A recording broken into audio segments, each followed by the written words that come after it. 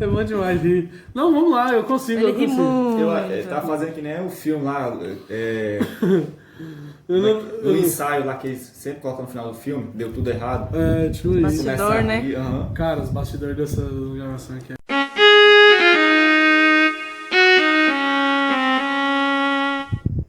Fala galera do EDF, Estudo do Fim, tudo bem com vocês? Aqui é o Lucas mais uma vez, gravando outro vídeo pro canal. Faz um tempo que eu não tenho gravado um vídeo aí pro canal devido a alguns problemas familiares, a correria do dia a dia, mas eu tô de volta para trazer um conteúdo bem legal a respeito do fim. E hoje eu vou falar a respeito porque eu sou amilenista. Eu vou apresentar alguns pontos principais do amilenismo, por que eu defendo essa corrente teológica, né? No vídeo passado eu falei a respeito das 4 posições majoritárias referente ao reino milenar de Cristo, o pré-milenismo histórico, o pré-milenismo dispensacionalista, o pós-milenismo e o amilenismo. E hoje eu vou falar a respeito porque eu sou amilenista. Se você ainda não viu esse vídeo, confere lá na descrição que eu vou deixar aqui do último vídeo que foi gravado, beleza? Então, pega a sua Bíblia aí e vamos lá.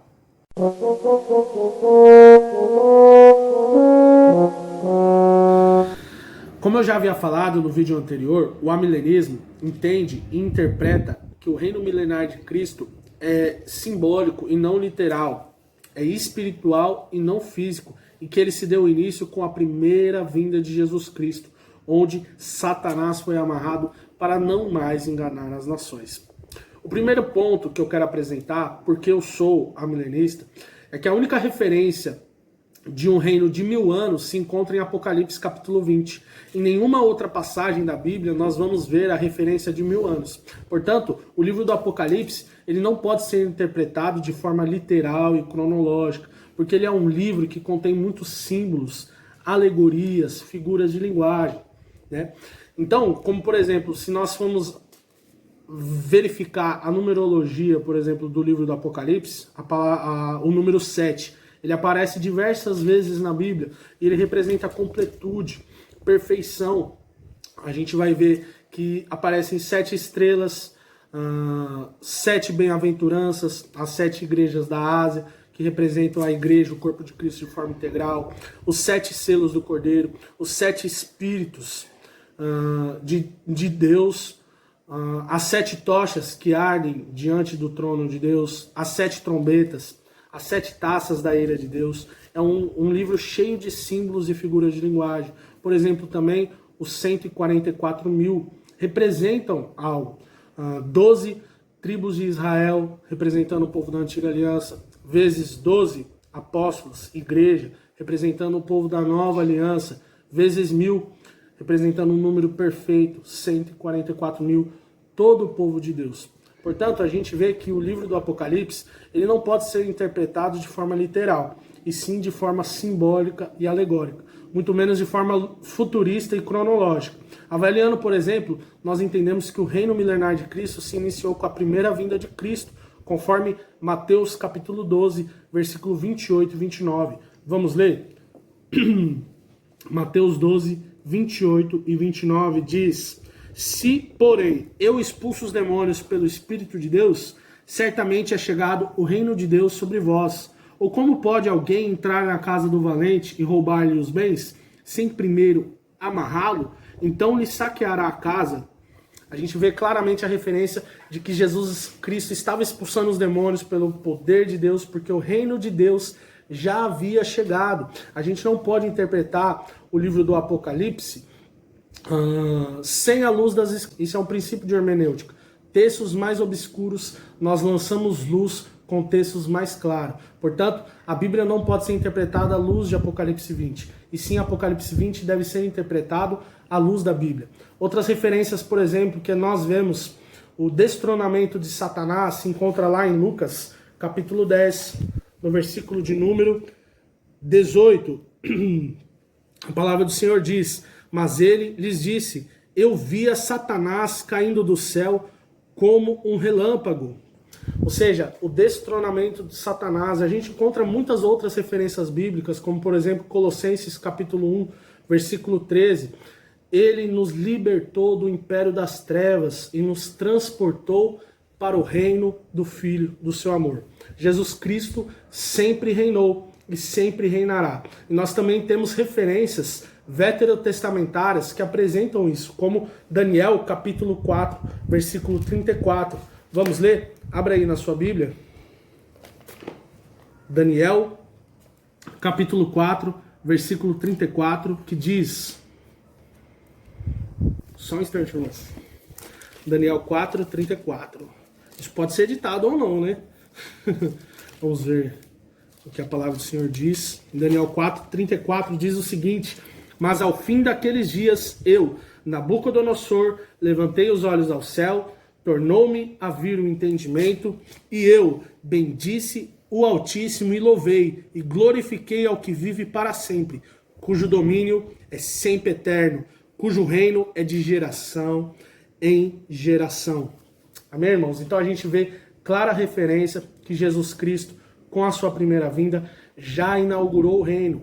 1000 anos, o reino perfeito. 1000 significa um número perfeito, o reino perfeito. O único reino que é descrito nos evangelhos, durante o seu ministério de Jesus Cristo, é a respeito do reino dos céus, o reino de Deus.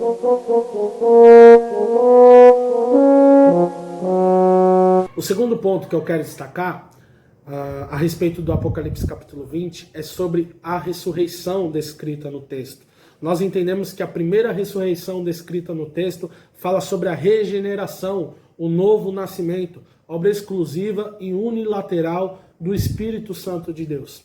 E há diversas referências bíblicas ao longo das Escrituras que apresentam e comparam um novo nascimento com uma ressurreição. O primeiro texto está lá em João capítulo 5, versículo 21 e 24. Vamos ler? Diz: pois assim como o Pai ressuscita e vivifica os mortos, assim também o Filho vivifica aqueles a quem quer. Verso 24: em verdade vos digo, quem ouve a minha palavra e crê naquele que me enviou, tem a vida eterna, não entra em juízo, mas passou da morte para a vida. E quem escreve isso é o próprio apóstolo João, autor também de Apocalipse. E ele faz essa referência, essa comparação entre o novo nascimento com a primeira ressurreição. Outro texto muito importante se encontra lá em Colossenses, capítulo 2, versículo 12 e 13, que diz: tendo sido sepultados juntamente com ele no batismo, no qual igualmente fostes ressuscitados mediante a fé no poder de Deus, que o ressuscitou dentre os mortos. E a vós outros que estáveis mortos pelas vossas transgressões e pela incircuncisão da vossa carne, vos deu vida juntamente com ele, perdoando todos os nossos delitos. Outro texto muito importante também se encontra no livro de Efésios, no capítulo 2, no verso 4 ao 6. Vamos ler? Mas Deus, sendo rico em misericórdia, por causa do grande amor com que nos amou, e estando nós mortos em nossos delitos, nos deu vida juntamente com Cristo. Pela graça sois salvos, e juntamente com ele nos ressuscitou e nos fez assentar-nos nos lugares celestiais em Cristo Jesus. O mais interessante aqui nessa passagem de Efésios, essa epístola escrita pelo apóstolo Paulo, além dele fazer essa comparação entre o novo nascimento com uma ressurreição, ele também fala que Cristo Jesus nos fez assentar nos tronos celestiais, que é descrito também lá em Apocalipse capítulo 20. Portanto, o reino milenar de Cristo é uma realidade espiritual, tanto para os que estão vivos, como também para aqueles que estão mortos, desfrutando no paraíso com Jesus Cristo. Então nós vemos que aqueles que têm parte na primeira ressurreição, aqueles que nasceram de novo, aqueles que foram ressuscitados, a segunda morte não tem poder sobre eles.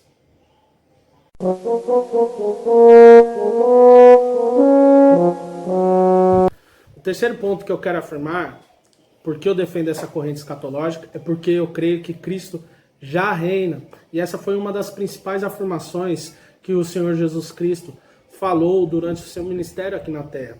A gente já viu, como já foi citado aqui como referência, Mateus capítulo 12, versículo 28 e 29, que Cristo Jesus expulsava os demônios pelo Espírito de Deus, porque o reino de Deus já era chegado. Mas nós entendemos que esse reino é um reino que cresce paulatinamente, aos poucos, conforme Jesus explica lá em Marcos capítulo 4, a partir do verso 30. Vamos avaliar o texto?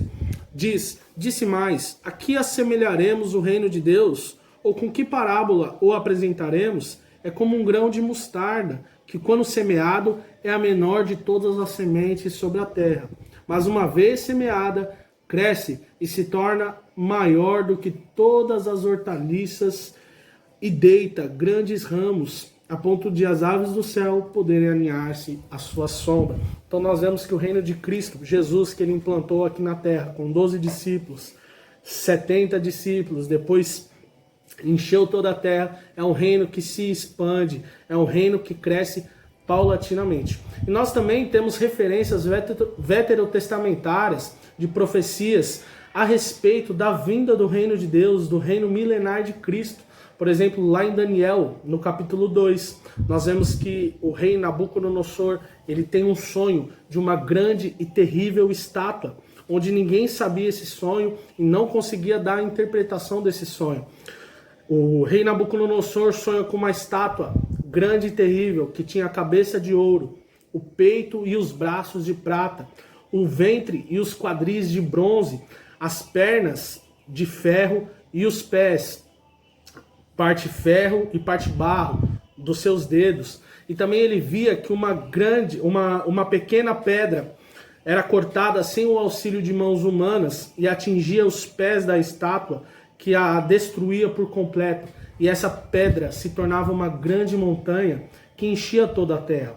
E nós vemos que Daniel explica o sonho e dá a interpretação a Nabucodonosor. Ele explica que a cabeça de ouro era o Império Babilônico, que representava o rei Nabucodonosor. E ao longo do texto do livro de Daniel, nós vemos que o peito e os braços de prata representavam o Império Medo-Persa. O ventre e os quadris de bronze representavam o Império Grego. As pernas de ferro e os pés, onde os dedos eram parte ferro e parte barro, representavam o Império Romano. E a pedra angular, a pedra de esquina, a principal pedra, que destruía por completo essa estátua, que atingia nos pés, enchia toda a terra, que se transformava em uma grande montanha, representa Jesus Cristo e o reino que ele veio trazer. Essa é a interpretação. Vamos avaliar o texto? Lá em Daniel capítulo 2, verso 44, a Bíblia traz o seguinte. Diz: mas nos dias destes reis, o Deus do céu suscitará um reino que não será jamais destruído. Este reino não passará a outro povo, esmiuçará e consumirá todos estes reinos, mas ele mesmo subsistirá para sempre. Como viste que do monte foi cortada uma pedra, sem auxílio de mãos humanas, e ela esmiuçou o ferro, o bronze, o barro, a prata e o ouro. O grande Deus fez saber o rei o que há de ser futuramente. Certo é o sonho e fiel a sua interpretação. E nós vemos que Jesus Cristo, ele vem durante o Império Romano, onde ele instaura o reino dos céus, destrói todos esses reinos, espiritualmente falando, destrona Satanás e dá início ao seu reino, que cresce paulatinamente, conforme Marcos capítulo 4, verso 30, comparando a um grão de mostarda.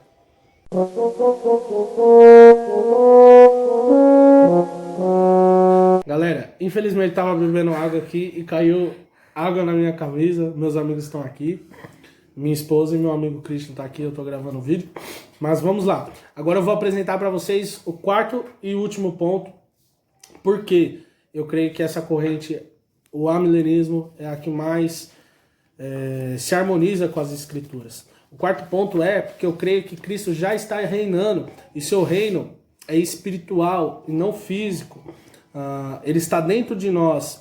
E ele se manifesta através das nossas vidas. Conforme Lucas 17, 20 e 21, para mim essa é uma das referências mais claras de que o reino de Jesus já está presente. Vamos ler?